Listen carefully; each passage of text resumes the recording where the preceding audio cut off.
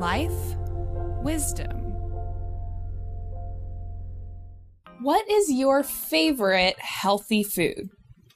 Is there a food that you think is healthy, but maybe you're not sure? Leave me a comment letting me know your favorite healthy food. In a previous video, I explained why nutrition information can be so confusing and so overwhelming, and I basically ruled out all the junky McJunk foods that we know we're supposed to avoid. So fried foods, refined sugar, processed foods, or anything with a really long ingredient list. And some of you are probably asking, well, gee whiz, Karina, what the heck is left for me to eat? And in this video, I'm going to tell you. Now, of course, there's still plenty of controversy about the foods I'm about to discuss, but I've done my best to really simplify it down. Just remember that every person's body is different, and there is no one perfect optimal diet that's going to be perfect for every person. So hopefully you can use this information to figure out the perfect diet for you. I want to make one quick disclaimer before we get started.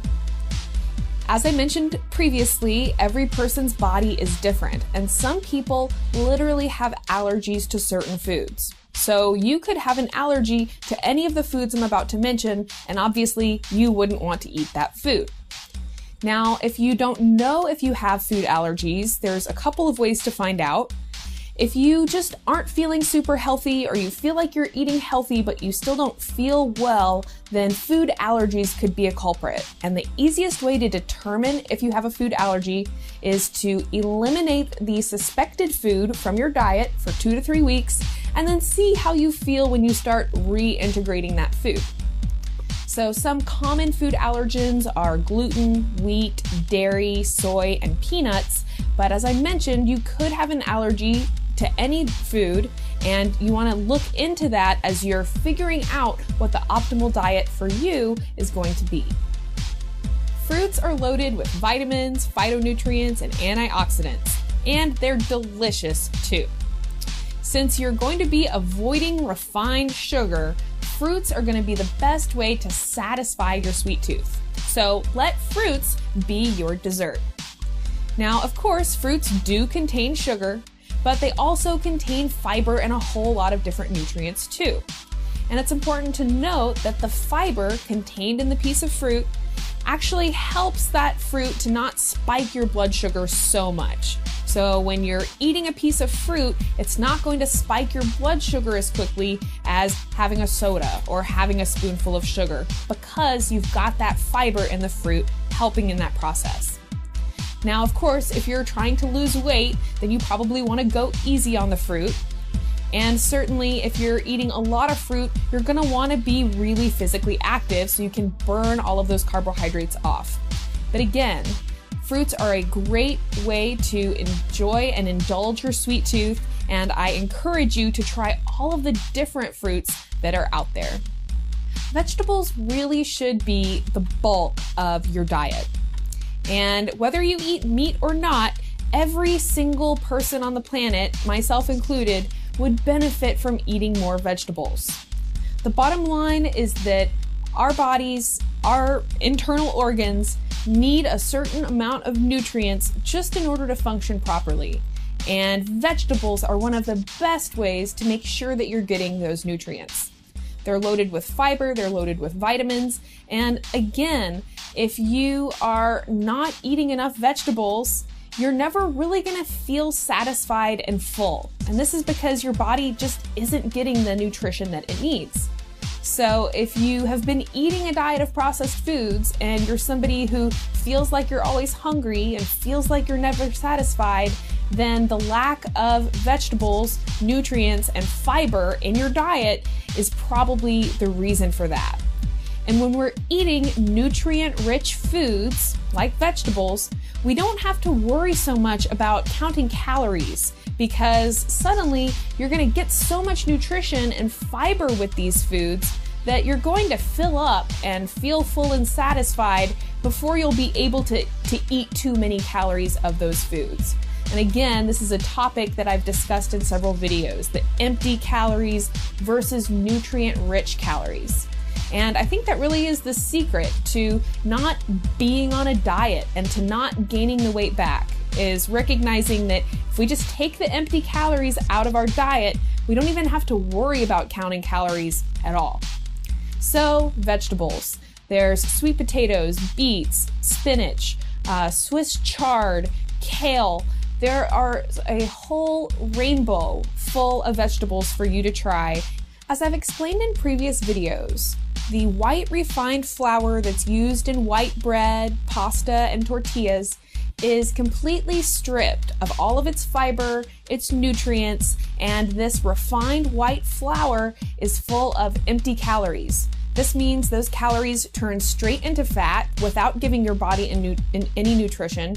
It also means that this white bread and white flour products are going to significantly spike your blood sugar.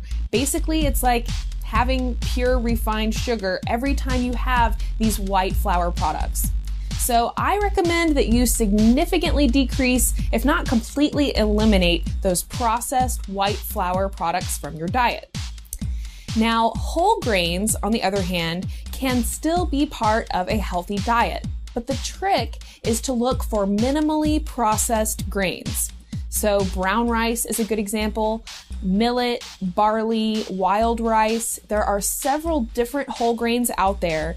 And when you consume these minimally processed grains, they can be a really good source of fiber, minerals, nutrients, B vitamins, lots of things that we need not only to help us feel full, but to provide good balanced nutrition.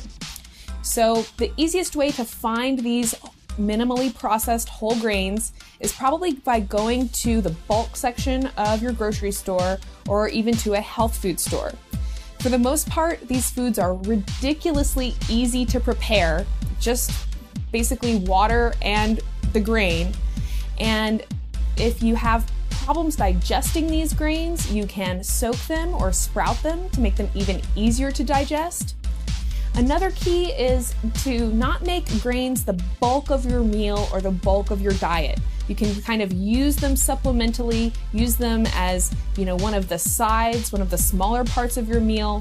You want to have these grains in moderation, and if you do have them, be sure to opt for those minimally processed grains. Dairy products are another controversial foodstuff. Some people will say, we're the only species on Earth who eats another animal's milk. And yet it's important to notice that people have been drinking cow's milk and goat's milk for hundreds of years. So again, I'm not going to tell you whether or not you should eat dairy. This is a choice that you're going to have to make your own. But what I will mention is that dairy is a very common food allergen. And I personally have known people who have cleared up acne, asthma, arthritis, just from taking dairy out of their diet. So if you're somebody who experiences those things, it may be worth it to see if dairy is something that you actually do better by avoiding. Now, if you are going to eat dairy, then again, I have just a couple of guidelines. First off, look for the words pasture-raised or grass-fed. You want the cows who are making your dairy products to be very healthy. You want them to live on a farm and eat their natural diet so that they're actually providing the most nutrition to you in those dairy products. You also want to opt for the full fat version of whatever dairy products you're eating. So skim milk got on that fat-free craze that everybody was experiencing and trying to get all the fat out of their diet. Well, actually, the fat is what helps your body digest the dairy. So if you're eating fat-free dairy products, this could be why you're having a hard time digesting dairy. So my tips, if you are going to eat dairy, are to look for the words grass-fed and to always opt for the full fat version. Legumes. This is your beans and any plant with seeds. So actually peanuts are also a legume, even though they contain the word nut. Legumes are a great source of protein. They're a great source of B vitamins and minerals and can really be a wonderful part of a healthy diet. There are tons of different legumes out there. pinto beans, kidney beans, chickpeas, lentils, you name it. And you can significantly improve the digestibility of legumes with soaking.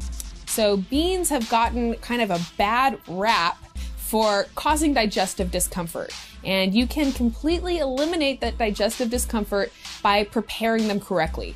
In a future video, I'm going to go over the process of soaking and sprouting beans. And it's the same process that can be used to make grains more easy to digest.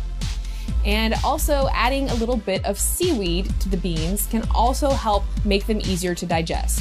So legumes, something you should be incorporating into your diet if you haven't already, and be sure to look out for that future video on preparing legumes as well. Nuts and seeds are loaded with fiber, protein, minerals, and healthy fats, which are integral to helping us form healthy brains. Nuts and seeds make a great addition to salads and salad dressings. They make a wonderful snack and a great addition to breakfast cereals. I also want to mention quinoa, which is often considered more of a seed than a grain. Although it makes a great substitute for rice, and it's prepared in pretty much the exact same way. And it is also something that can be tolerated, often be tolerated by people with gluten intolerance. So quinoa can be a great substitute for grains and rice, as I mentioned. And quinoa is a complete protein, which means it contains all of the essential amino acids. And if this is something you haven't heard of or aren't familiar with, I would highly recommend that you introduce yourself to quinoa. This is something that I eat on a very regular basis and is a really great part of a healthy diet. To meat or not to meat? That is probably one of the most controversial questions out there in terms of health, in terms of diet. And we have to recognize that at this point, research has indicated that eating huge amounts of red meat and eating processed meats like hot dogs, sausages, processed deli meats, any meat product with an ingredient list has definitely been linked to clogged arteries and heart disease. And of course, there are some people who will tell you not to eat meat at all, and still others who will tell you to avoid all of the animal products, including eggs and butter. Now, I'm not going to tell you whether you should eat meat or not eat meat. You have to make that decision for yourself. And I recommend that you make that decision based on how you feel when you eat meat. Now, if you are going to eat meat, then I encourage you to do so in moderation and to be selective. So I have heard the rule of thumb that you shouldn't eat more than a palm-sized portion of meat at any given meal. So eating a huge steak that's, twice the size of your head is probably too much meat to consume at one meal. And you also want to look for the words grass-fed or pasture-raised and preferably organic. This is going to help you avoid factory farmed meat. And again, this is a topic that I've discussed on this channel before. So factory farmed animals, many of them never see the light of day. They're pumped full of antibiotics and hormones and often fed an unnatural, sometimes genetically modified diet of grains, which makes them really, really sick.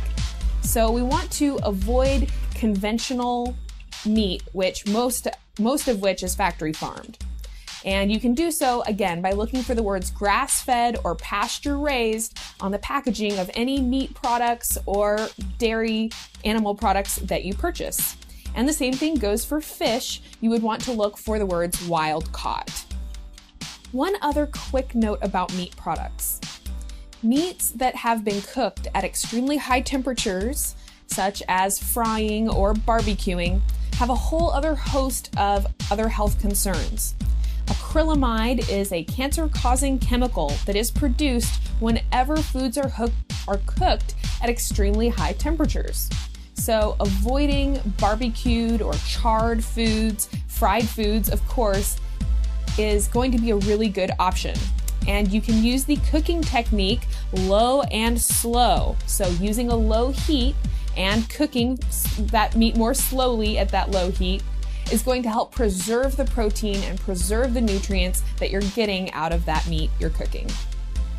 A lot of you have asked for cooking videos, so in future videos, I'm going to take you into my kitchen, show you how to properly prepare these foods, and simple, easy, quick ways to prepare healthy meals. And in another video, I'm going to go into more detail about the factory farming methods that are so common in our conventional meat products, and why it's so important that we look for the words grass-fed.